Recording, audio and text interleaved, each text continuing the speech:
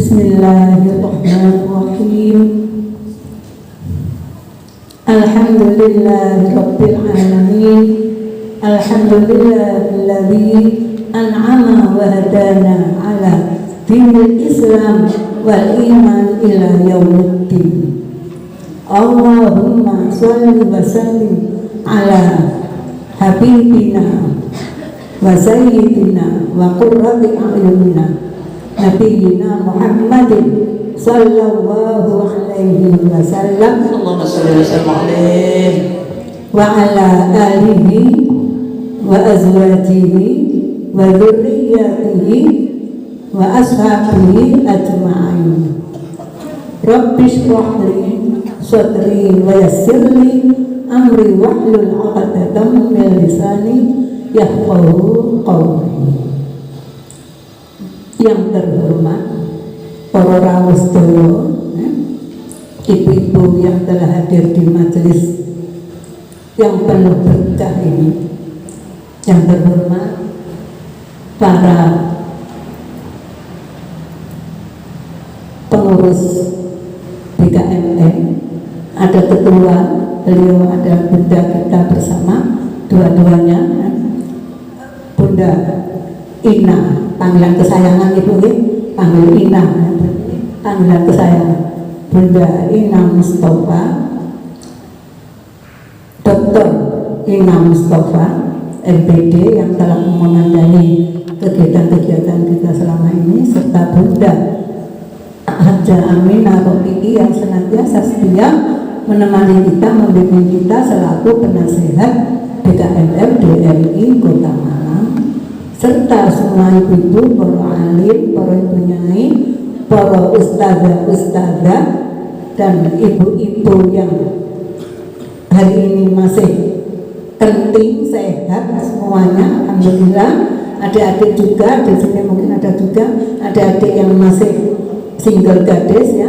Hari ini kita patut bersyukur yang sebesar-besarnya kepada Allah Subhanahu wa Ta'ala yang telah memberikan kesempatan, kesehatan kepada kita semua, sehingga kita masih bisa ketemu di terutama 10 hari terakhir bulan Ramadan yang menjadi kerinduan kita setiap tahun, terutama ketika kita menginjak pada bulan Ramadan ini. Hari ini kebetulan, kalau puasanya hari Minggu, ini tanggal 21. Kalau puasanya hari Sabtu, nanti malam tuh malam 23. Nah, kita tadi malam yang puasa Minggu baru malam 21. Alhamdulillah, mudah-mudahan iktikaf kita pada malam Lailatul Qadar, yaitu malam selalu kita ingin capai setiap bulan Ramadan ya. Tidak ada orang tidak menginginkan malam Lailatul Qadar itu akan menjadi milik kita, insya Allah, dengan munajat kita, dengan mujahadah kita, dengan riyadhah kita semalam-malaman kepada Allah Subhanahu wa Ta'ala, dan diteruskan siang ini, pagi ini. Karena saya menjumpai di suatu masjid, iktikaf itu mulai setelah tarawih sampai zuhur. Iktikaf di masjid ada, dan saya ketemu orangnya sendiri yang menjalani iktikaf itu. Lah, insya Allah Bu, meskipun panjenengan tadi terputus ya di tengah jalan, tapi hari ini ditutup nomornya, insya Allah pahalanya sama dengan pahala iktikaf, karena ada di masjid, yaitu rumah Allah yang sudah menjadi bagian dari kehidupan kita, insya Allah. Hari ini kebetulan saya di dapur ya, untuk menyampaikan bagaimanakah pendidikan membentuk karakter di lingkungan keluarga pada khusus bulan Ramadan, karena kebetulan Ramadan Bu ya. Nah, kita ini, saya juga masih belajar Bu, karena saya juga berkeluarga atas panjenengan sedaya, karena setiap saat kita harus bermuhasabah, karena semakin ke depan seharusnya kita ini menjadi lebih baik dari yang sudah. Nah, Ramadan ini kita berusaha menjadi lebih baik dari Ramadan yang tahun yang lalu, sehingga kita bisa memperbaiki diri semaksimal mungkin. Lalu dari itu mari kita belajar bersama, Bu. Sebelum belajar monggo membaca doa ini ya. Ini doa ini kan kuliah doa ya. Maka kita baca dulu doa ini ya. Bismillahirrahmanirrahim. Alhamdulillahi rabbil alamin. Ar-Rahmanir-Rahim.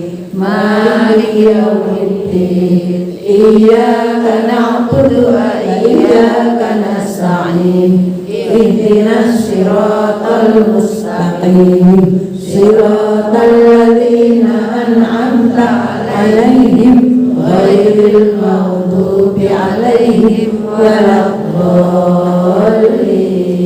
Rabbighfirli wa liwalidayya wa lil mu'minina amin.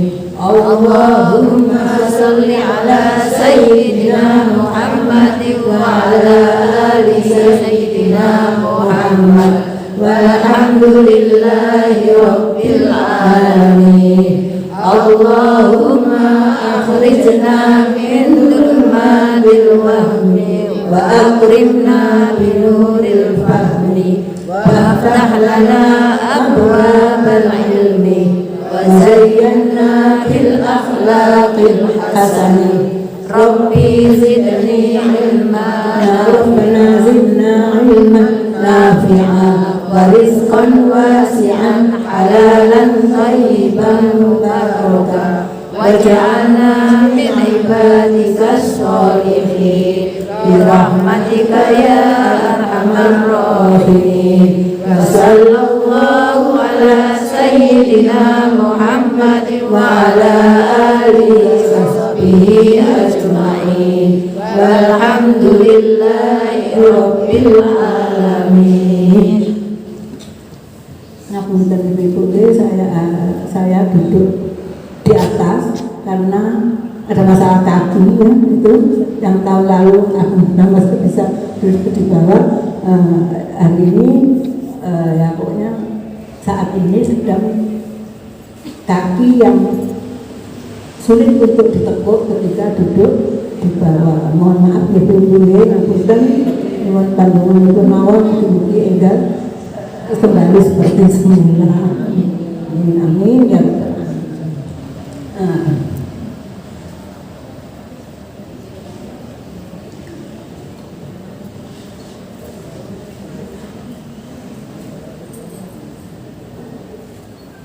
Nah ini yang menjadi pokok-pokok yang akan kita kaji selama mungkin insya Allah 1 jam setengah.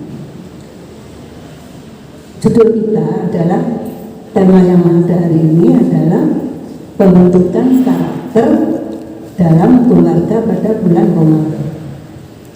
Kita sudah menjalani Ramadan dan mengetahui selama hidup kita apa yang ada di dalam bulan Ramadan itu. Ya, diantaranya bahwa Ramadan itu kita kenal sebagai bulan yang istimewa, bulan ibadah, bulan pendidikan. Ini momen-momen yang sangat penting yang patut kita perhatikan. Keluarga, mengapa keluarga? Keluarga itu punya tanggung jawab agama kepada seluruh anggota-anggotanya. Ya. Nah, dalam hal ini tanggung jawab yang paling tinggi ada pada orang tua, ayah dan bapak dan suami dan istri. Ya. Ada tanggung jawab agama, ada perannya. Apa yang harus diperankan di dalam mempertanggungjawabkan keluarganya berhadapan Allah. Kemudian ada karakter di sini kita batasi pada karakter religius. Ya, karakter yang dilandasi oleh nilai-nilai ajaran Islam, yaitu nilai-nilai yang bersumber dari Al-Quran maupun Sunnah Rasulullah SAW. Dalam bulan Ramadan ada beberapa karakter yang ini nampak jelas di dalam ibadah saat bulan Ramadan, yaitu ada keikhlasan, kesabaran, kejujuran, dan kedisiplinan. Ini karakter-karakter yang baik yang mampu membentuk kepribadian Muslim, yang mampu menjalani hidup sesuai dengan nilai-nilai ajaran Islam, sesuai dengan tujuan Islam, yaitu yang sering kita doakan, yaitu kita kenal sebagai doa sapu jagat. Kenapa nih Bu doa sapu jagat ini? Nah,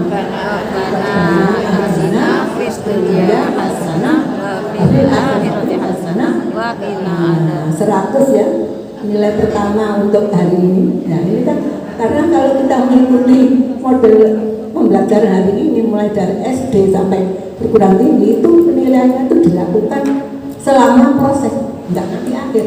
Proses itu sudah kelihatan apa-apa yang sudah dicapai. Ternyata dengan dapat 100 nilai pertama. Alhamdulillah. Itulah tujuan Islam, tidak lain adalah kebaikan dunia yang nantinya akan dibawa sampai kepada kehidupan akhirat. Jadi gini, kehidupan akhirat itu cerminan dari kehidupan kita selama di dunia. Sehingga nanti insya Allah kita itu berteman dengan dengan orang-orang yang kita bergaul. Makanya di sini kenapa kancanono wong kang soleh, karena itulah cerminan kita nanti di akhirat. Apalagi nanti kalau di alam barzakh itu kita kalau menghadap ke depan, kita akan tahu di mana tempat kita, menengok ke belakang kita, melihat apa yang sudah kita lakukan. Jadi sebenarnya orang-orang meninggal dunia itu sudah tahu mau diletakkan di mana dia itu. Makanya ini sebagai bekal kita belajar melalui thalabul ilmi kapan saja, di mana saja, ya itu tidak ada batas bagi kita meskipun sudah tua. Kalau saya bukan SDW itu sudah tua, kalau teman-teman mungkin ada yang SDW, kalau saya sudah termasuk tua tapi tetap menginginkan untuk selalu belajar. Bulan Ramadan, bulan yang istimewa. Mengapa ya? Bulan ini sangat diistimewakan oleh Allah, spesial, bulan spesial. Di mana saat itu pada bulan ini yang baru kita lalui beberapa hari yang lalu, bulan diturunkannya Al-Quran. Al-Quran diturunkan pertama kali pada bulan Ramadan, meskipun pada saat itu belum disyariatkan untuk berpuasa, karena ini baru Nabi mendapatkan mandat, ya, tugas untuk menjadi seorang Rasul. Di dalamnya ada malam, yang malam itu nilainya lebih baik dari 1000 bulan, ya 10 hari terakhir yang sedang kita alami ini. Ya, yang berlaku hanya setahun sekali.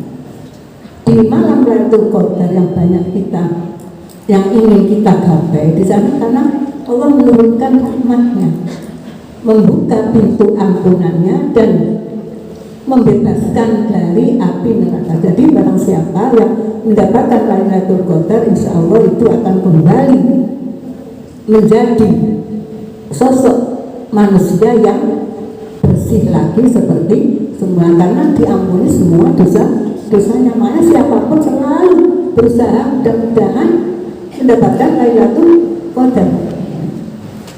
Bulan dirindukan oleh siapa? Kedatangannya tuh, ya, oleh siapapun.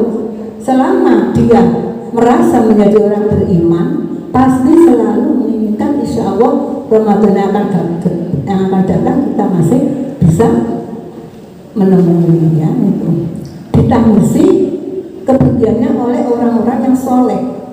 Jadi kalau Ramadan sudah selesai, sudah berlalu, ada perasaan getun, kok cepat sekali, cuma 1 bulan, dan kesempatan itu ada pada 10 hari terakhir. Nah ini makanya ini merupakan bulan yang sangat istimewa, ya. Di dalam hadis Rasulullah, ya, setiap datangnya bulan Ramadan, Rasulullah itu selalu memberikan kabar gembira. Ya, ini merupakan suatu yang dinanti-nantikan, ya, kepada para sahabatnya, dengan memberitahukan bahwa Ramadan telah datang, bulan yang diberkahi Allah, mewajibkan kepadamu, ya, untuk puasa, pada bulan ini yang pintu-pintu surga akan dibuka, pintu neraka ditutup.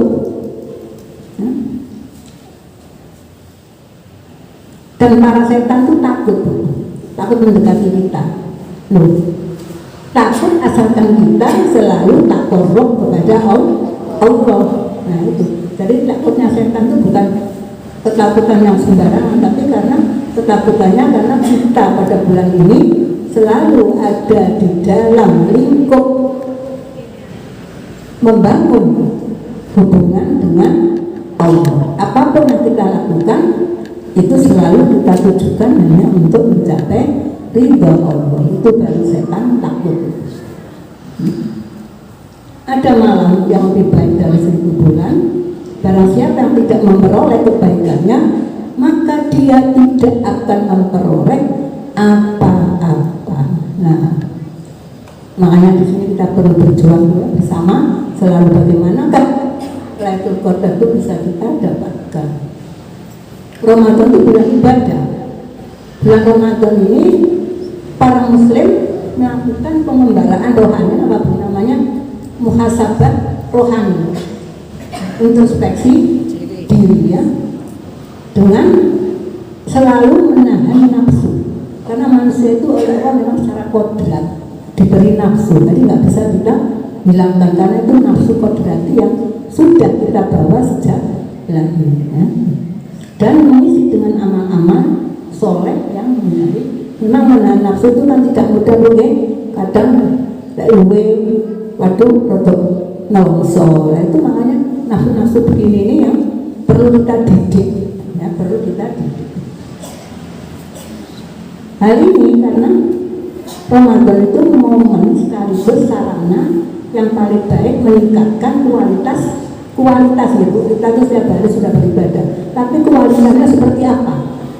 Kualitas itu ya, kalau menurut para sufi ya, kualitas itu kalau kita mampu menghadirkan jiwa raga kita di hadapan Allah, seolah-olah kita itu melihat Allah ada di depan kita. Kalau kita tidak bisa melihat, maka kita bisa melihat Allah sedang dalam mengawasi kita. Nah itu sehingga kita mampu menghadirkan jiwa raga kita ketika kita beribadah, ibadah apapun, apakah ibadah mahdhah, ibadah murni yang ada di rukun Islam itu, maupun ibadah ghairu mahdhah, yaitu ketika kita sedang bermuamalah atau sedang berinteraksi, berkomunikasi dengan sesama manusia. Itu semua kalau dilandasi untuk tujuannya ridha Allah, insya Allah kita mampu menahan sahabat-sahabat kita, baik fardu maupun sunnahnya. Dosa dan kekhilafan adalah sasaran yang akan kita bunuh. Kalau bisa kita hapuskan ya pada saat bulan suci Ramadan, itu dengan melakukan pertaubatan ya, pertaubatan. Nah, mudah-mudahan bisa taubatan bukan tomat itu taubat tapi kumat. Nah, naudzubillah min dzalik. Untuk kepentingan ibadah ada hal-hal yang perlu dipersiapkan. Jadi Ramadan itu perlu ilmu untuk bisa menjalankan, tuh ada persiapan supaya Ramadan itu bernilai, sepenuhnya bernilai ibadah di dalam kehidupan kita. Yang pertama, memiliki persepsi, memiliki suatu pandangan yang benar tentang Ramadan. Apa sih Ramadan, bulan Ramadan itu apa sih yang ada di dalamnya itu ya? Dengan memberikan motivasi di bulan Ramadan secara optimal, memotivasi diri ya, supaya benar-benar tahu apa yang harus kita lakukan pada saat kita menjalankan ibadah di bulan Ramadan. Bukan hanya puasa, tapi ibadah-ibadah yang lain yang menyertai amalan-amalan kita itu, supaya benar-benar kita pahami, kita persepsikan secara benar pada tempatnya. Mengapa kita harus qiyamul lail? Mengapa kita harus sahur? Mengapa kita harus berbuka? Itu semua perlu kita pahami secara benar. Kenapa Ramadan itu disyariatkan oleh Allah. Membekali diri dengan pengetahuan itu, istilahnya orang dulu itu ngaji poso, ngaji tentang bulan Ramadan, ya, sehingga kita bisa membekali diri. Ini apa yang harus saya tingkatkan, apa yang harus saya amalkan pada saat bulan Ramadan. Memiliki pengetahuan, ilmu yang akan membimbing kita ketika kita melaksanakan ibadah di bulan Ramadan. Puasa, sholat, qiyamul lail, ya, ada mulai itu bisa tahajud, ada tarawih, sekaligus witir atau tilawatul Quran, ya, semua itu merupakan suatu yang perlu kita. Jadi kita baca Quran itu bukan hanya sekedar baca, tapi tahu apa yang fungsi Al-Quran di dalam kehidupan kita sebagai pedoman. Maka kita juga harus mengetahui apa makna yang terkandung dan bagaimana mengamalkan. Nah, ini maksudnya ada pengetahuan apa yang akan kita amalkan pada saat bulan Ramadan. Melakukan persiapan jasmani dan rohani. Nah, bumi panjenengan sadarinya bulan Ramadan sampai siang apa mau? Bulan apa? Bulan Rajab. Nyambung Saban. Nah, itu ya. Itu yang ada kan bulan-bulan haram, ya. Di antaranya yaitu Saban. Ada kemudian ada Zulqa'dah, Zulhijjah, ya. Nah, kebetulan umat Islam di Indonesia itu tradisinya puasanya bulan Rajab. Padahal Nabi ini di dalam mempersiapkan diri bulan Ramadan itu bulan Saban. Bulan Saban penuh 1 bulan sebagai bekal supaya nanti ketika memasuki bulan Ramadan memiliki fisik yang fit, sehat, sehingga mampu beribadah secara optimal, secara secara sebanyak-banyaknya, karena sudah dipersiapkan saat bulan sebelumnya, ya, secara fisik.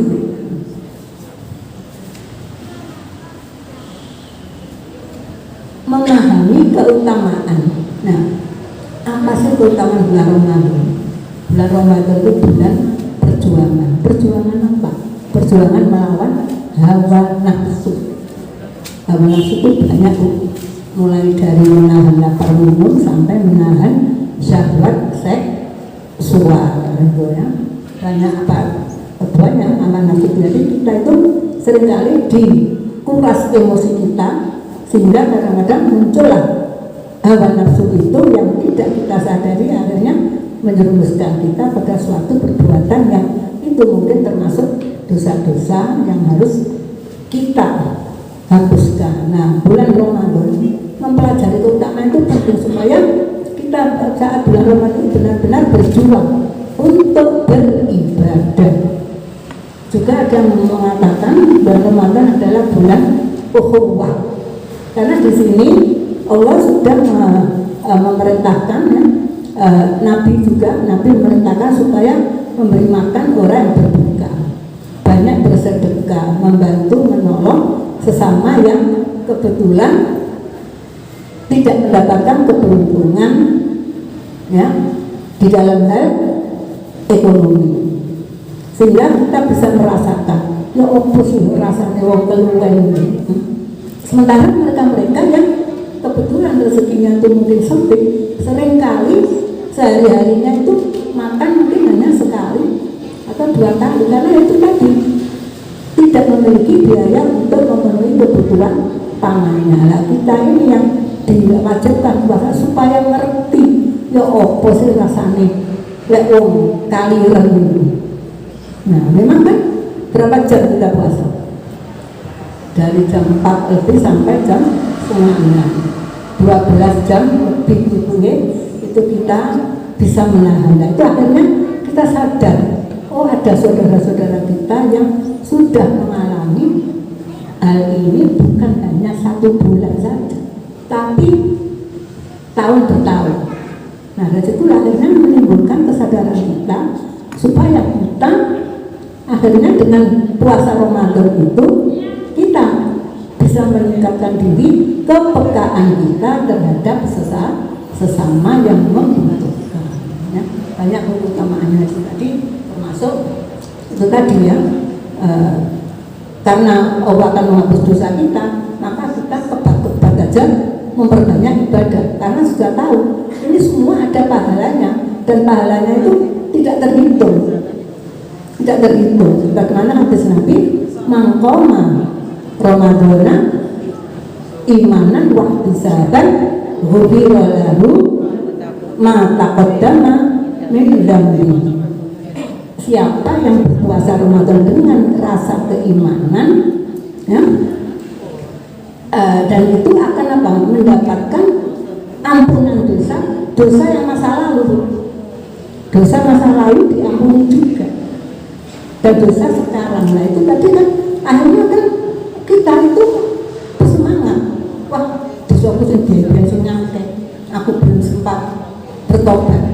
Insya Allah saat Ramadan ini kesempatan untuk ini tadi ya, menggapai ampunan Allah. Nah jadi apa ya, keutamanya itu perlu kita pahami, kita pelajari supaya ibadah kita pada bulan Ramadan itu benar-benar meningkat demi untuk mencapai keridhaan Allah. Karena boleh semuanya itu tergantung ridho Allah. Amalan kita sebaik apapun, kalau Allah tidak ridho ya itu akan merugikan. Jadi yang penting keridhaan Allah. Kita masuk surga juga karena ridho Allah, kita diampuni juga karena ridho Allah. Itu yang sangat sulit, harus karena ini ridho Allah pasti harus berjuang. Apapun semua ditujukan untuk mencapai ridho. Sampai dengan senyum kepada teman itu juga ibadah. Nah kalau ibadah asalkan apa Bu? Ada keikhlasan, ada niat hanya ridho Allah, bukan karena dikepingin di teman, bukan karena kepingin ditraktir teman itu lebihnya ini. Semuanya itu ikhlas hanya Allah, berteman juga hanya karena Allah. Itu semua juga termasuk ibadah lah. Itulah ibadah-ibadah meskipun sederhana, itu semuanya bisa memberikan keridhaan Allah kepada kita semua. Maka jangan meremehkan ya perbuatan-perbuatan baik, karena itu bisa menggapai ridha Allah karena niat kita, niat ikhlas dan niat hanya untuk mendapatkan ridha Allah. Ramadan juga bulan pendidikan ya. Apa yang telah dididikkan oleh Allah pada kita dan Rasulnya secara fisik telah mendidik untuk disiplin dalam mengatur pola makan, pola secara fisik ya, secara psikis untuk berlaku sabar, jujur, menahan amarah, menahan nafsu, empati, yaitu merasa bahwa kita bisa merasakan apa yang dirasakan orang lainnya, empati, dan berbagi kepada orang lain, dan sifat-sifat luhur lainnya atau akhlakul karimah atau akhlakul mahmudah, mendidik kita melalui sifat-sifat mahmudah, sifat-sifat terpuji. Nah inilah cikal bakal karakter ya, karakter religius, karakter beragama yang akan kita dapatkan melalui pendidikan pada saat bulan Ramadan, melalui ibadah-ibadah yang kita jalankan pada bulan Ramadan. Yang pertama ya, dengan kan sabun sudah digembleng ya, dengan pendidikan yang fisik maupun mental selama bulan Ramadan, dan itu kita selalu berulang-ulang setiap tahun. Nggak ada, karena apa? Harus selalu ada peningkatan. Secara pikir Allah mendidik kita ya, untuk orang-orang beriman untuk bertafakur, memikirkan terhadap Allah dan makhluk-makhluknya.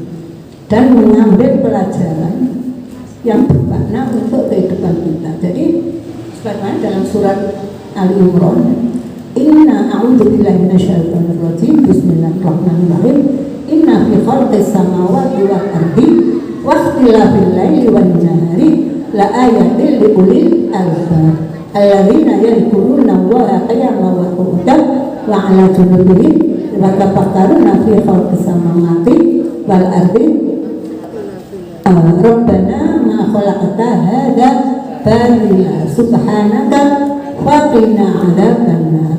Ayat ini memberitahukan kepada kita siapa sih orang yang disebut ulul albab. Ulul albab itu orang yang benar-benar menggunakan akal pikirannya untuk berpikir secara benar, terutama ketika melihat ayat-ayat atau tanda-tanda keberadaan Allah di semesta melalui ciptaan yang makhluk kita dan semua yang hidup bersama kita di alam ini.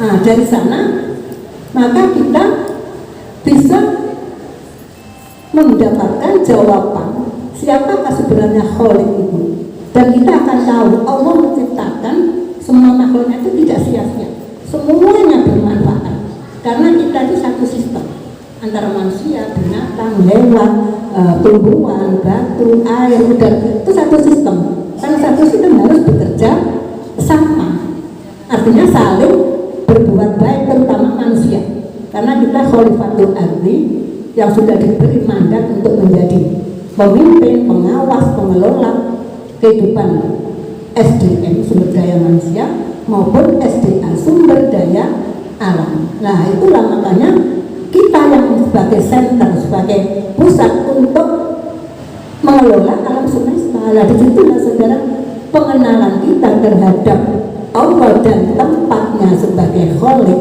itu menjadikan kita sebagai manusia-manusia yang mampu berpikir secara benar sesuai dengan proporsinya ketika memandang terhadap Allah. Bulan Ramadan itu ya mestinya tamat itu tidak bulan Ramadan saja. Setiap hari seperti dalam surat tadi, ketika berdiri, ketika duduk, ketika berbaring, selalu memikirkan tentang Allah dan ciptaan-ciptaannya, sehingga kita akan semakin mencintai Allah. Cinta itu adalah awal dari iman. Dari ini cinta, ini bukti nih. Kan gitu ya, kalau tidak Islam, jadi ini cinta Pak. Buktinya di kok gak tahu, kok gak dikira hadiah. Nah, itu kan. Nah, kita cinta Allah, maka harus kita buktikan dalam perbuatan nyata, tidak hanya jari-jari ya. Seperti manusia sama manusia kan seringkali jarinya cinta, ini bukti ini enggak ono.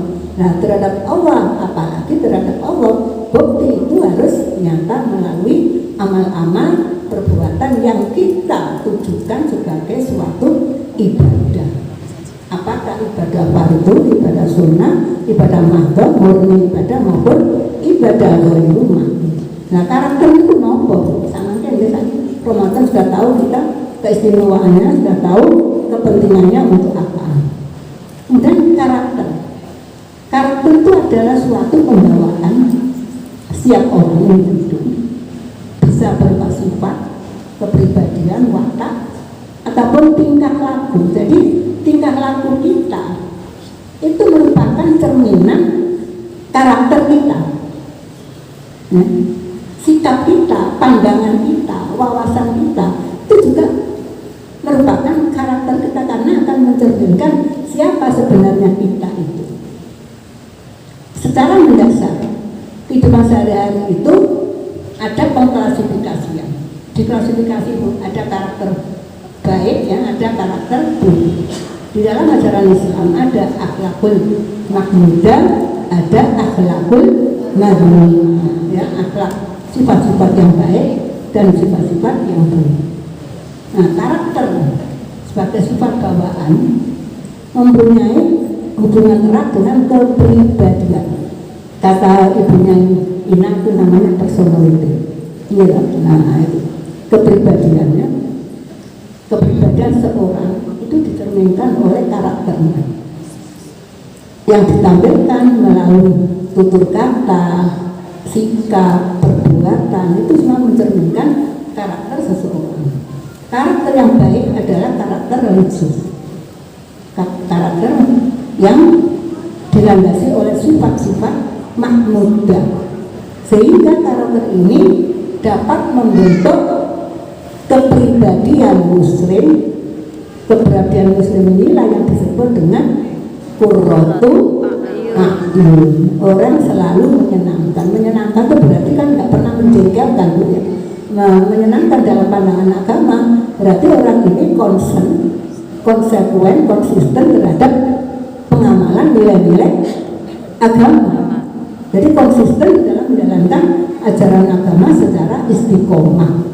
Itu qurratu a'yun. Makanya, Bu, ada anak-anak dalam Al-Quran itu sebagaimana yang dijelaskan oleh Ustadzah Musrihati yang lalu, ada anak-anak yang menjadi musuh.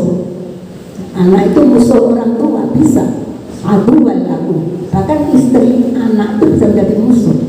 Nah, na'udzubillah, bagaimana mengarahkan menjadi pribadi yang qurratu a'yun, pribadi yang sangat ideal didamkan oleh semua keluarga. Siapa pembentuk karakter? Yang pertama, lingkungan. Ya, jadi hati-hati ya dengan lingkungan kita, memberikan pengaruh yang kuat. Setiap perilaku dan anggota setiap anggota berperilaku, ya, itu disugesti, ya, sedikit banyaknya akan menjadi contoh yang dikendari, akan menjadi perilaku yang ditiru, karena manusia itu sifatnya selalu ingin meniru orang lain. Nah, makanya di sini lingkungan itu yang bisa membentuk karakter. Orang baik-baik bisa menjadi jelek, berubah karena lingkungan berperan. Insya Allah lingkungan kita di sini itu memiliki suatu tujuan yang sama, sehingga kita akan terhindar dari hal-hal yang kegiatan sehari-hari. Semua kegiatan sehari-hari itu kan teratur. Nah, kalau teratur akan menjadi suatu kebiasaan. Kalau kebiasaan itu baik, maka ini akan secara otomatis kebiasaan itu dimiliki oleh seseorang. Ini namanya internalisasi, ya. Internalisasi itu diperoleh melalui bagaimana kita mendapatkan berbagai macam pengaruh, ya, di dalam kehidupan sehari-hari kita. Yang ketiga, keturunan. Keturunan itu siapa, Bu? Siapa kira-kira keturunan? Anak dengan orang tua. Jadi pembentuk karakter yang utama itu adalah keluarga. Nah, karena hubungan keturunan. Sehingga apa yang menjadi kepribadian orang tua itu biasanya akan juga menurun kepada anak, karena apa yang dilihat ya itu. Nah, di sini harus, Allah sudah memberikan suatu contoh, ya, bahwa Nabi itu adalah seorang yang sosok yang uswah hasanah, teladan yang baik. Karena itu untuk memberikan pengaruh yang baik itu yang paling ampuh adalah melalui keteladanan. Keteladanan orang tua yang memiliki kepribadian muslim itu akan menjadi suatu contoh yang akan dibiasakan oleh anak-anaknya, bahkan anggota keluarga yang lain, melalui perasaannya, emosi. Emosi itu juga selain akal, kita punya emosi, ya, berangkat dari hati nurani. Hati nurani yang kuat adalah merupakan kekuatan diri seseorang yang mampu membawa kepada yang disebutkan oleh Al-Quran nafsul mutmainnah.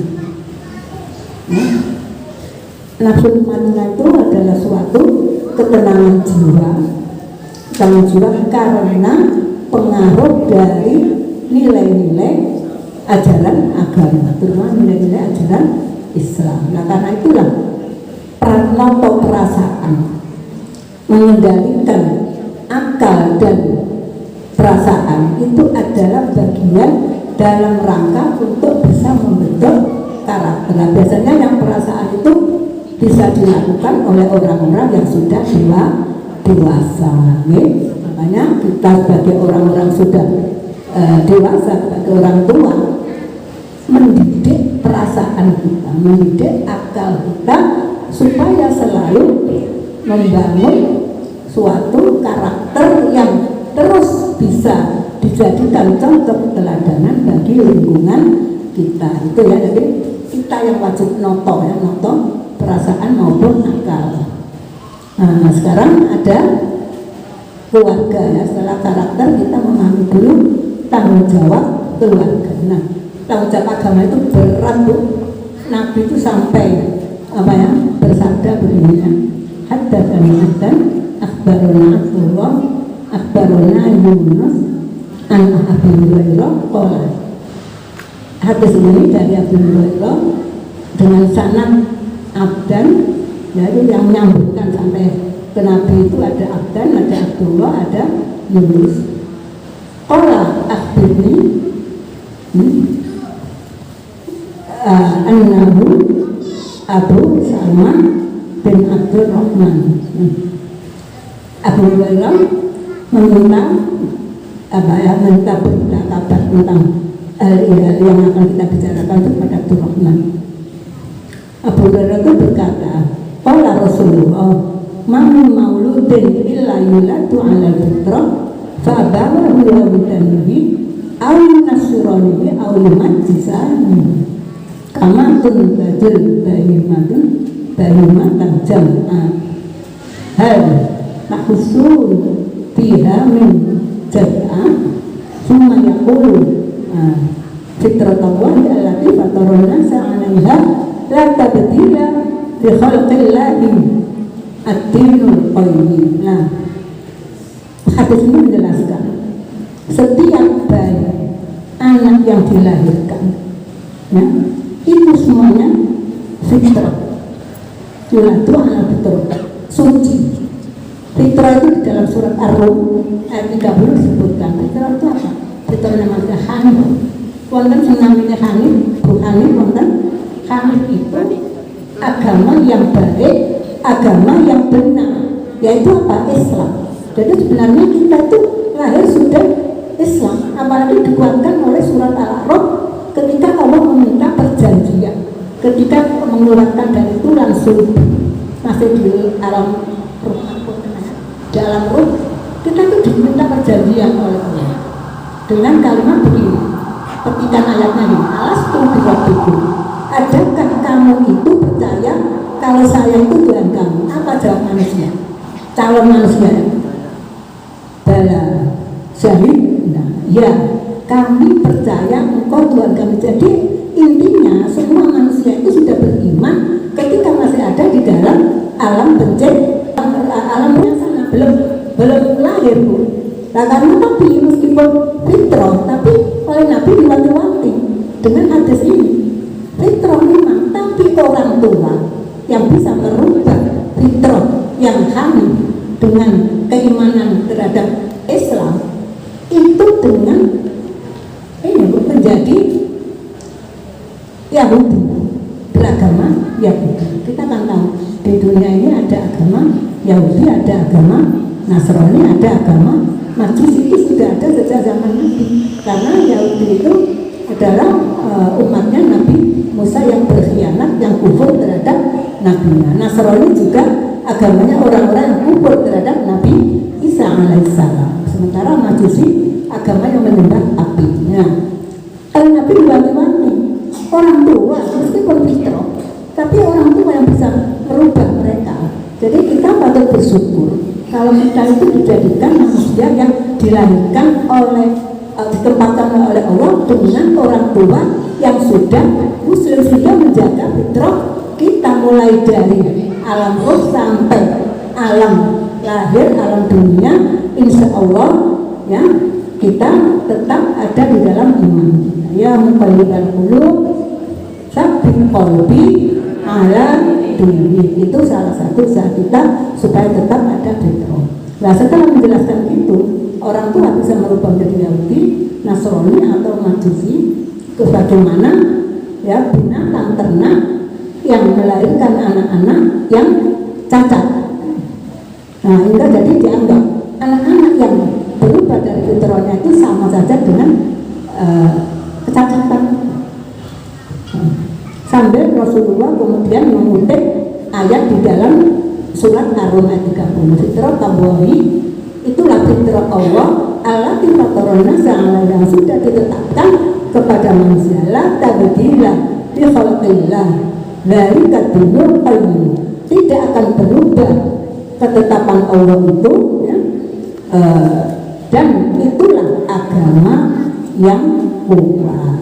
Nah, agama kuat adalah agama Islam, itu fitrah kita. Jadi sebenarnya tanggung jawab itu sangat besar, karena bagaimana anaknya menjadi keluar dari imannya yang sudah sejak awal dalam alam roh atau tidak tergantung pendidikan orang tua. Makanya di sini bagaimana orang tua harus mampu membentuk pribadi-pribadi qurratul a'yun melalui pendidikan karakter atau melalui pembentukan karakter itu.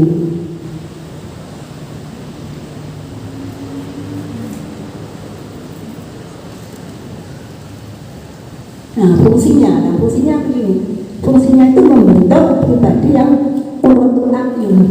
Rabbana hab lana min azwajina wa dzurriyyatina qurrata a'yun waj'alna lil muttaqina imama. Ya. Wahai Tuhan kami, karuniakanlah pada kami keturunan kami, berarti anak-anak kita ya, dan istri-istri kami, berarti dalam satu lingkup keluarga itu inti ada suami, ada istri, ada anak. Jadi yang di sini yang berperan siapa? Bapak ya, sebagai penyejuk mata kami. Penyejuk mata artinya yang menyenangkan dalam semua tingkah lakunya. Jadikan pula kami sebagai imam bagi orang-orang bertakwa. Artinya qurratul a'yun kaitannya dengan ketakwaan. Karena kalau sudah qurratul a'yun pasti akan bertakwa. Tapi cuma begini Bu, takwa itu pencapaian yang sudah sangat tinggi. Karena kalau sudah bertakwa itu tidak akan lagi ada pelanggaran-pelanggaran. Tapi kalau masih iman itu di bawah takwa. Iman itu masih bisa bertambah dan berkurang, naik turun iman. Buktinya mereka yang sudah berhaji, sudah mengandalkan sholat fardu, banyak bersedekah, zakat, tapi kok masih korupsi. Nah, itu namanya iman. Anda mungkin masih melihat ya, ada ketua partai surga terjerat kasus manipulasi daging sapi, akhirnya OTT ketangkap KPK, padahal ini lulusan alumni Timur Tengah. Nah coba tuh, apa kurang imannya?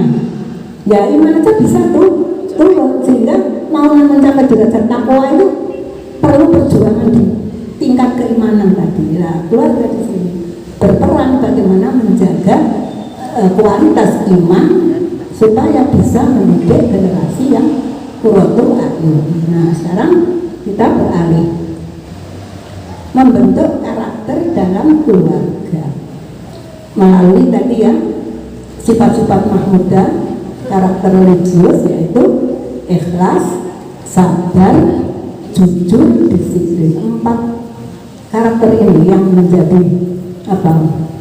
keutamaan bulan Ramadan, karena kesempatannya ada, momennya pas ya. Nah, sikap ikhlas secara bahasa, ini kan bahasa Arab, artinya murni, belum bercampur dengan sesuatu. Jadi pure karena sesuatu itu. Istilahnya kalau didefinisikan, ikhlas itu adalah niat di dalam hati yang semata-mata karena Allah. Dijelaskan dalam surat Al-Bayyinah ayat 5. Wa ma umiru illa liya'budullaha mukhlishina lahu-d-dina hunafa. Mukhlisin itu orang-orang yang benar-benar memurnikan ketaatannya. Memurnikan ketaatan itu terletak pada niat. Jadi sebenarnya ikhlas itu tergantung kepada niat. Makanya ada hadis mutawatir. Hadis mutawatir itu hadis yang sangat populer, yang sangat publik, karena semua umat Islam saat ada Nabi mengeluarkan hadis ini, semua pada mendengar, yaitu hadis tentang niat. Masih apa Bu hadis tentang niat? Oh Bu, gampang ini. Apa Bu, saged kayak bisa? Nama itu limutin alaman. Nah, segala sesuatu itu tergantung pada niatnya. Perbuatannya baik, niatnya jelek, jadi jelek semua. Ya. Perbuatannya jelek, niatnya jelek, tapi perbuatannya baik, juga ini juga akhirnya merusak perbuatan tadi. Misalkan begini, ada orang itu suka orang korupsi, tapi untuk membantu secara sosial masyarakat yang membutuhkan. Lah ini memang niatnya baik, tapi perbuatannya madorot. Nah ini juga akhirnya rusak semua perbuatan. Ikhlas itu tidak begitu. Ikhlas itu murni, benar-benar ikhlas untuk menjalankan perbuatan hanya karena Allah. Ya, karena kaitannya dengan ketaatan. Ketaatan tadi yang membawa kepada keikhlasan. Diawali dengan niat lain. Membangun niat itu adalah suatu yang perlu dilakukan. Perbuatan dinilai dengan niat, hasil tindakan bergantung kepada niat. Nah, itu tadi hadisnya. Ikhlas bisa diwujudkan dari apa? Karena cinta dan keimanan kepada Allah. Tanpa cinta kepada Allah, tanpa iman, nggak mungkin ikhlas itu akan muncul. Ya, makanya cinta dulu pada Allah, mempercayai Allah. Jadi tadi ya, katanya cinta buktinya apa? Kalau cintanya ikhlas, pasti istri tidak akan nuntut apa-apa. Di bulan saat ini ya alhamdulillah, ditambah yo tambah alhamdulillah, bersyukur itu. Jadi ikhlas itu kaitannya dengan rasa syukur. Nanti akan menembak kemana-mana Bu. Sabar itu juga akan katut, syukur juga akan katut, ridho juga akan mengikuti juga. Jadi ikhlas ini awal dari suatu perbuatan. Nah, puasa momen yang penting untuk menguatkan ikhlas ini. Meskipun sakluwe ini ikhlas. Bahkan ada hadis, ada dua kegembiraan yang sangat dirindukan oleh setiap orang puasa. Apa itu? Al-Fatihah yang sudah ini. Satu, ketika menghadapi untuk futur buka puasa. Orang puasa itu kan biasanya buka puasa masih kecil dulu ya. Kelihatan makanan apa itu dikumpulkan. Nanti mau dimakan pada saat buka. Karena sangat dirindukan, kangen gitu. Makanya apa ya? Tapi akhirnya setelah buka nggak kemakan semua karena wis kuarkan. Makanya buka itu menurut Rasulullah cukup 3 kurma dengan minum, baru adil itu dengan sholat, baru setelah itu tapi nggak nutup kalau nanti isya terawih kan gitu. Akhirnya makanya setelah sholat terawih. Nah itu kerinduan, kegembiraan yang dirindukan. Satu ketika berbuka, kedua ketika takorup bertemu Tuhannya, yaitu dengan menjalankan qiyamul lail. Qiyamul lail itu kan dan turun supaya bisa sholat tahajud, turunnya cepet-cepet, jangan malaman nanti keringan. Nah itu kan satu kerinduan, keinginan yang ingin dilakukan, yang diinginkan itu dua kegembiraan yang akan selalu meliputi dua orang-orang yang berpuasa Ramadan. Nah karena itulah makanya ikhlas itu akan muncul selama orang itu bisa mencintai Allah dan bisa mempercayai Allah. Iman itu percaya, meyakini terhadap keberadaan Allah sebagai zat yang satu-satunya disembah.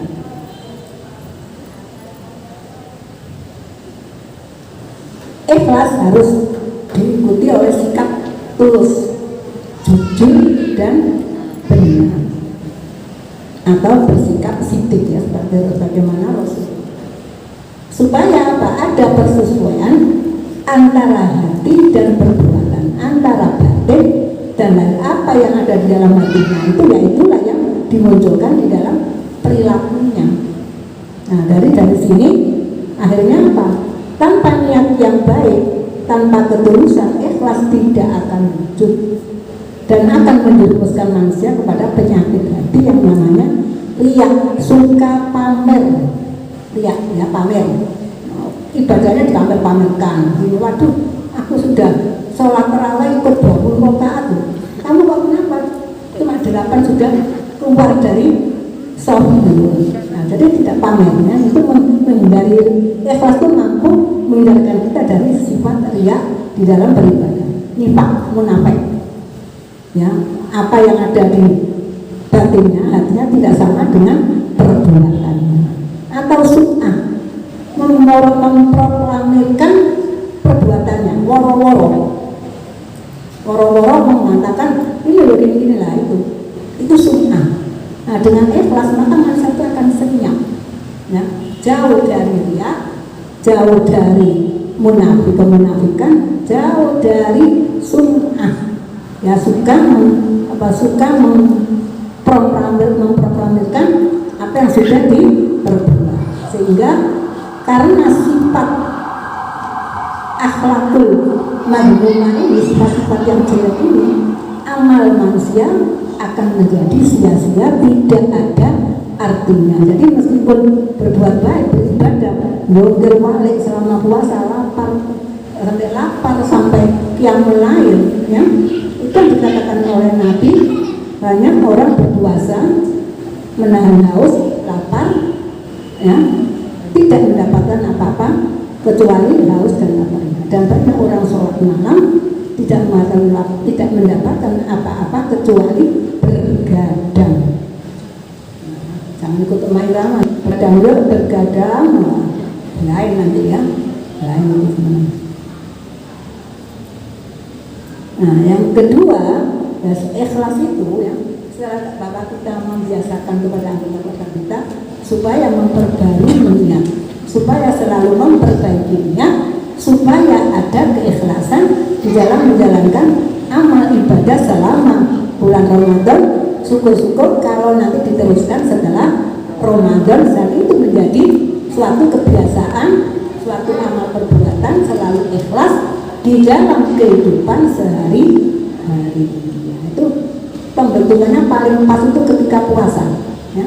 Karena apa? Janji-janji Allah yang sangat banyak tentang keistimewaan puasa, ada surga, ada neraka ditutup, ada ampunan, ada malam 1000 bulan. Itu semua adalah sebagai motivator yang manusia itu selalu ingin memperbaiki niat supaya selalu ikhlas, ya. Ini momen Ramadan itu sangat penting sekali karena karakter ibadahnya, ciri-ciri ibadahnya itu menunjuk kepada tuntutan untuk ikhlas, supaya apa? Dengan ikhlas itu akan mendapatkan ridho Allah. Sabar ya, sabar itu menahan diri dari segala bentuk kesukaran, kesedihan, atau sesuatu yang tidak disukai. Yang tidak suka itu biasanya berupa maksiat, ya. Kata Umar begini, kenapa yang enak-enak itu diharapkan? Karena nanti nah itu sebelum kawin itu sudah ada lagu itu. Nah, enaknya diharapkannya itu karena itu nafsu, tapi yang itu dilarang oleh Allah karena apa? Menjerumuskan manusia. Nah ini harus sabar, ya. Kenapa yang enak-enak diharamkan, yang tidak enak dianjurkan, menjadi perintahkan. Nah ini kan bersabar, tanggungi adem-adem, jadinya tidak bernyoma, udah nanti tahajud ini, tahajud apa enggak, akhirnya kok kuliah kebablasan sampai subuh. Nah itu kan kalau nggak sabar, malah di sini ada ini, ya, ada butuh juga. Nanti kalau enggak, nanti mengikuti yang apa yang dikatakan itu. Al-Ghazali itu seorang tokoh yang disebut Hujjatul Islam. Mengapa sih disebut Hujjatul Islam? Al-Ghazali itu seorang ulama yang gigih mempertahankan Islam dengan argumen yang berdasarkan dalil-dalil nakal. Dalil nakal itu dalil yang berdasarkan wahyu Allah. Apa itu? Al-Quran dan Sunnah. Maupun argumennya itu didasari oleh hasil logika, hasil pemikiran itu seimbang. Karena saat itu umat Islam itu dilanda oleh gelombang filsafat Yunani yang mengedepankan logika saja. Nah, ada tokoh-tokoh filosof Muslim yang terkontaminasi oleh pemikiran filsafat Yunani, sehingga meskipun Al-Quran sudah mendalilkan suatu ayat itu dinafikan karena tidak sesuai dengan logikanya. Nah, Imam Ghazali meluruskan kembali ajaran Islam menggunakan sumber dalil Al-Quran, Sunnah, dan akal itu secara seimbang, tidak berat sebelah. Nah, ini makanya beliau disebut Hujjatul Islam, ya. Tokoh sosok yang memperjuangkan Islam dengan cara berargumentasi, ya. Nggak apa-apa, itu jangan dilarang, ya, karena nanti kalau dilarang itu dia jadi alih ke masjid. Biar saja nggak apa-apa. Di Masjidil Haram itu, ya, kalau sudah sholat mulai Allahu Akbar qomat, Allahu Akbar takbir, ada paduan suara tangis banget. Karena saya pernah mengalami di sana, ya, saya pernah alhamdulillah pernah tinggal di Saudi. Jadi kalau lagi ke Masjidil Haram itu kan anak saya bayi saya bawa, saya takutnya melidung karena banyak yang melidung sampai ada anak-anak itu yang dicancang oleh ibunya di kaki supaya nanti kalau melidung kebetulan akan hilang. Tapi kalau tangis itu pasti gur. Begitu ibunya berdiri jamaah sholat, anaknya pada gur semua. Tapi nggak apa-apa, nggak ada yang melarang, nggak ada yang ngotor-ngotor, karena Pak, anak-anak itu kalau dibiasakan ke masjid tanpa ada suatu larang, jadi ada masjid ramah anak. Nah, itu masjid ramah anak, yaitu maksudnya masjid itu welcome terhadap keberadaan anak dengan semua tingkah laku kekanak-kanakannya. Nah, itu mendirikan sabar, yaitu kekuatan yang dapat menumbuhkan hidup beragama. Jadi sabar, jadi kita mampu menjalankan agama itu karena sabar, terutama dalam menghadapi keinginan hawa nafsu, karena godaannya tadi. Kenapa yang enak-enak itu diharamkan? Ya itu godaannya. Ya, yang enak itu kan yang disukai manusia, yang tidak enak itu ingin dihindari. Nah, itu secara kodratnya. Tapi bagaimana agama mendidik kita dengan sabar, ya, itu saat puasa adalah momen yang sangat penting, terutama ketika menahan lapar dan haus, ketika akan bertakwa kepada Allah di tengah malam. Masuk. Sebentar lagi, ya. Nah, itu di sini. Nah, sebentar lagi nggak apa-apa. Apa bentuknya? Ada sabar di dalam ketaatan itu tadi, akan menjalankan ibadah itu bersabar. Kalau enggak, kita kapan taatnya itu? Kita enggak taat kalau enggak sabar. Sabar di dalam taat, memulai di dalam ibadah. Bersabar dari sifatnya, bersabar dari kemudian sabar ketika beramal atau sedang melakukan ibadah, tidak malas untuk melaksanakan.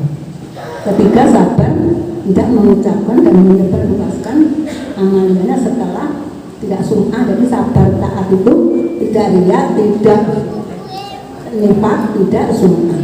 Sabar terhadap maksiat tadi, ya, seperti yang dikatakan oleh Irama, ya, kebiasaan dianggap dapat memuaskan hawa nafsu, lain harus dihindari. Untuk menghindari maksiat, modalnya tidak lain adalah sabar, sehingga tidak tertarik untuk melanggar ajaran-ajaran Islam. Meskipun itu sangat sulit, tapi harus diperjuangkan. Nah, ketika puasa, keluarga inilah yang berperan untuk mendidik anak-anaknya bagaimana seharusnya bersikap sabar itu. Sabar dalam menghadapi musibah. Dahaga, lapar, haus adalah musibah yang menimpa kita. Waktu Ramadan kesabaran itu betul-betul ditempa. Karena itu Ramadan disebut syahrul sabar, yaitu bulan kesabaran. Semuanya diuji dengan kesabaran. Ya, kita keluar melihat makanan yang menggugurkan, sabar, nanti aja gitu ya.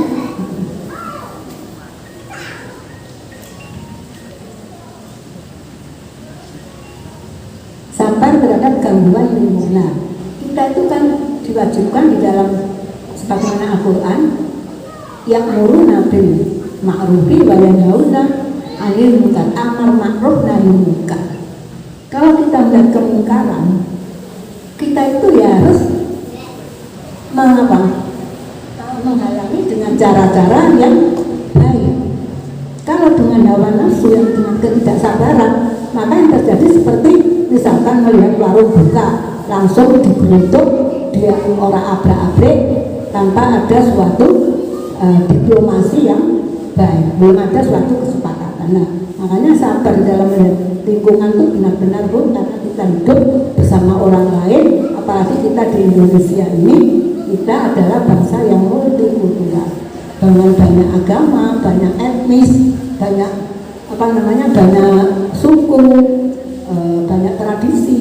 Nah, kalau kita ibu-ibu kan puasa kan sering jalan-jalan ke pasar besar tuh ya, lihat tuku ada nganyang-nganyang, lihat nganyang kedikit, bola-bola dalam lemari ya.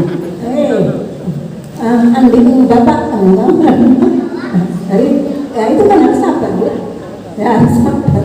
Nah, itu lingkungan kita ya, karena memang beda perangai.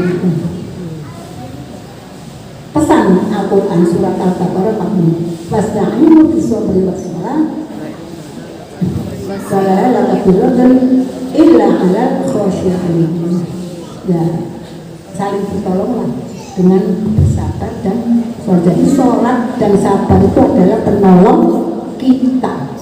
Penolong kita adalah penolong kita dari perbuatan dosa, dari pelanggaran syariat. Makanya ini butuh perjuangan yang benar-benar keagungan yang mau dipercepat nih. Ini ada keagungan pahalanya.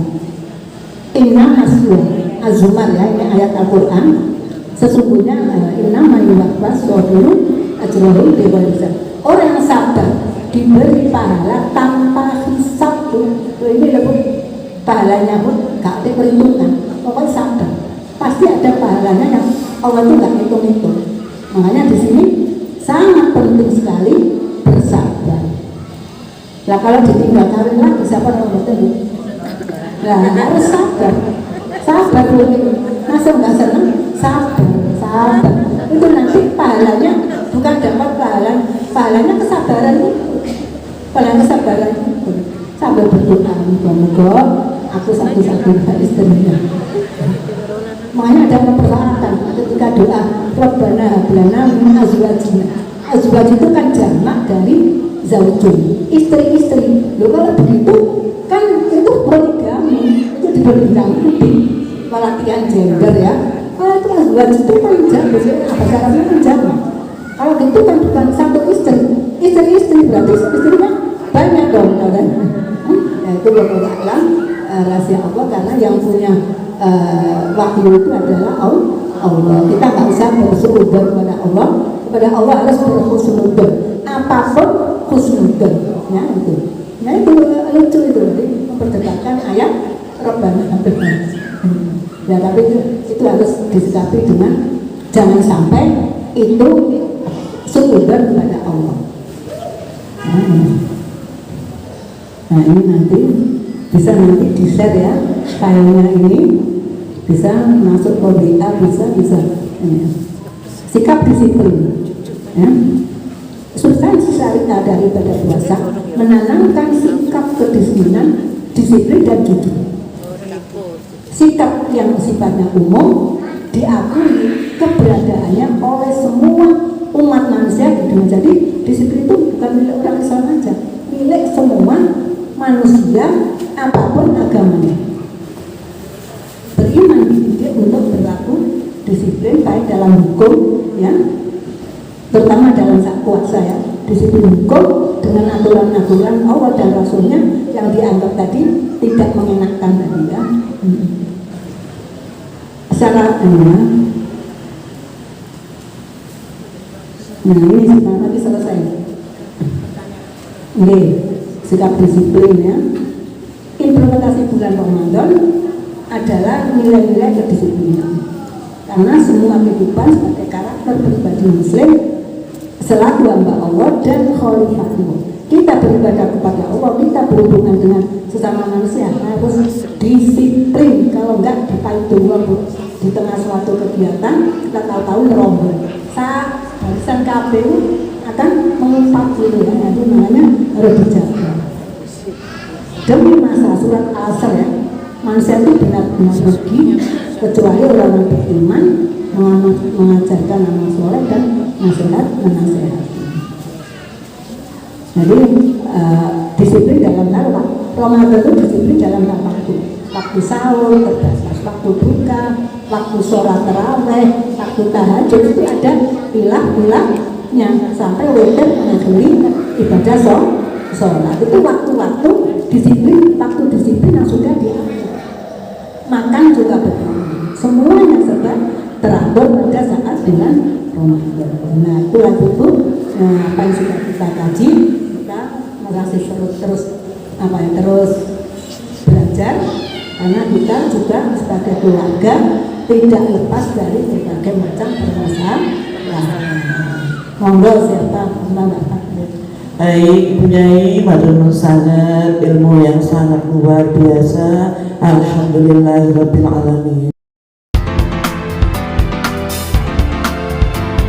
Tidak mau menjalankan syariatnya, akhlaknya. Kita itu kan punya 3 ajaran. Ada akidah, rukun iman itu, tentang rukun iman itu tentang. Ada rukun Islam, syariat, 5, ada akhlak. Ada akhlakul mahmudah, ada akhlakul madhumah. Yang contohkan ibu tadi yang pertama itu akhlakul mahmumah dari sisi akhlak. Dari sisi syariat itu Islam KTP. Islam tapi tidak menjalankan aturan-aturan hukum yang sudah ditetapkan oleh Allah dan Rasulnya. Ya, ada Islam KTP itu banyak sekarang. Ngaku Islam tapi nggak ngelakoni. Ya karena nggak mau tahu tentang ajaran Islam.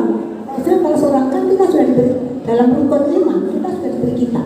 Kita dipercaya kepada kitab dan mengamalkan isi kitab apa? Al-Quran. Nah kalau isi Al-Quran tidak dipedulikan, itu sama dengan tidak beriman. Ngaku Islam secara Islam, ngakoni agama. Tapi secara amalan, bukti keimanan tidak ada sama sekali. Ya, na'udzubillah min dzalik. Ini banyak-banyak ya membaca surat Al-Fatihah karena Islam sudah mendidik kita melalui syariat. Ada di dalam surat Al-Fatihah yang kita baca selama 17 rakaat, sebanyak 17 rakaat sholat wajib, belum ditambah sholat sunnah. Pada mana? Ihdinas siratal mustaqim. Itu adalah usaha untuk mendapatkan yang namanya maunah. Apa maunah? Pertolongan Allah untuk bisa beriman. Namanya hidayah taufik. Maunah itu taufik, hidayah Allah khusus kepada hamba-hambanya yang disayangi oleh Allah sehingga bisa menjaga keimanan dengan cara menjalankan syariat Islam. Tidak seperti yang dicontohkan kita ini, nggak peduli. Makanya butuh perjuangan, minta petunjuk, jangan bosan-bosan minta petunjuk, karena untuk dipilih Allah sebagai hambanya yang diberi petunjuk butuh permintaan. Ojo kepingin jeblak tiba tutur langit, tidak harus dengan nada, dengan segala macam menghadirkan pikiran dan perasaan, benar-benar butuh pertolongan Allah untuk mendapatkan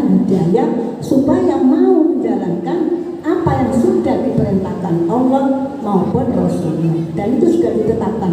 Al-Quran itu adalah hukum-hukum Allah, sunnah adalah hukum-hukum Allah juga yang melalui Rasulullah SAW. Nah, untuk berjuang bukti, minta petunjuk pada Allah supaya termasuk hamba yang dipilih untuk bisa menjalankan syariat Islam. Ada doa juga, Allahumma a'inni ala dzikrika wa syukrika wa husni ibadah.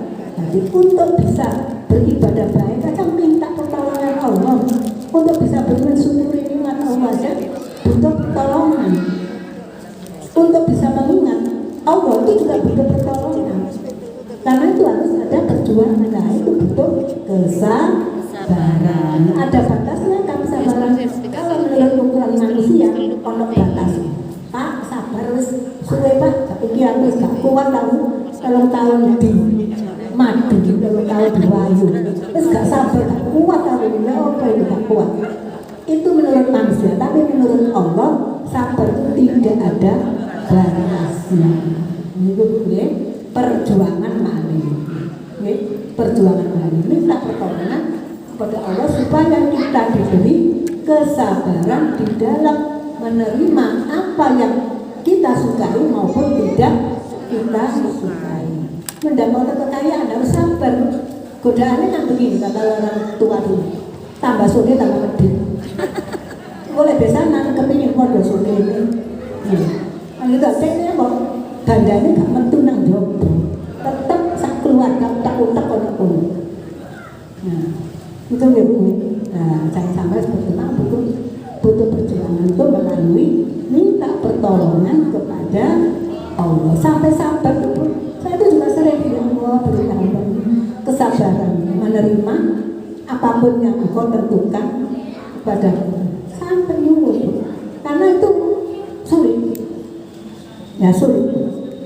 Nah, tadi maksud nanti itu sama dengan munafik. Godaan kesabaran, godaan keikhlasan. Artinya tidak ikhlas, tidak sabar, tidak jujur. Masjid itu banyak apa sih? Jadi orang ibadah, ada catur, ada kono, ada alun-alun kono bisa, di tempat bermain juga bisa. Nah itu ada kemunafikan, ada ketidakjujuran ya, ada ketidaksabaran, ada ketidakdisiplinan. Nah itu semuanya karakternya dilanggar semua. Hanya perjuangan lagi. Itu Bu. Berpakaian rapi, bagus. Oh, itu munafik. Religiusnya seseorang. Itu munafik. Harus ada kesatuan antara apa yang dalam hatinya dengan apa yang nampak dari luar. Berarti kalau masalah karakter itu memang yang tahu kita sendiri, Tapi paling tidak dengan menampilkan perbuatan, dengan menampilkan kata-kata orang itu dan mempelajari kebiasaan orang tersebut akan tahu karakternya, karena pasti akan ketahuan. Kalau munafik itu pasti akan suatu saat akan ketahuan. Ya, berjilbab sekarang banyak Bu. PSK nih banyak berjilbab karena apa? Nilainya tambah mudah bayaran. Lihat berjilbab itu. Banyak yang menyamar seperti itu. Banyak sekarang itu. Karena ternyata sekarang zaman saya kuliah dulu di UIN ya, itu kan nggak ada yang pakai model seperti ini ya, syariahnya tertulis semua. Pakainya kain panjang, kebaya, kudukit, arah tipis. Karena yang dipakai oleh para panutan kita juga seperti itu. Kadang transparan. Kata kurite, kain stok tanpa huring. Kalau sekarang kan ditutup huring yang tebal ya. Karena itu kan namanya suatu perubahan di dalam memandang syariat Islam. Itu kan juga tahapan. Jadi saya dulu pernah di UI, mahasiswi perempuannya itu semua pakaiannya ya model kebaya, kain panjang yang buaki, melingkrik, menggitar gitu Bu. Terus kudungnya itu kadang diselepan. Dan itu nggak ada aturan dari perguruan tinggi ya. Memang tradisi budaya saat itu tahun 70-an itu ya seperti itu. Ibu-ibu kita juga seperti itu. Lagi nomor tebu, dengan bersama foto-foto zaman dulu gitu. Padahal itu kan nggak syariat tuh. Kulitnya ketok, si lain rambutnya juga ketok, pak badannya juga full fat body. Kebetulan badannya bagus, full fat body, jendik ngarep bumi. Itu kan. Nah itu ya, makanya harus sesuai dengan antara hati dan tampilan perilaku harus sama supaya kita tidak menjadi orang-orang yang munafik. Nah itu saya kira demikian ya, perlu kejujuran. Puasa mendidik jujur. Gak ada yang melihat kita, gak ada manusia lain yang akan melihat kita puasa atau tidak, kita makan apa tidak selama hari-hari yang dilarang makan ini. Tapi Allah yang tahu itu kejujurannya sangat tinggi. Kalau sudah ikhlas maka akan bisa membangun kejujuran itu. Apakah ingin dipuji manusia atau tidak, itu tidak ada masalah. Yang penting niat ikhlas pada Allah, niat mendapatkan ridho Allah. Makanya harus dirubah semuanya. Berdoa itu salah satu usaha untuk bisa diberi petunjuk, diberi suatu rahmat oleh Allah. Itu ya,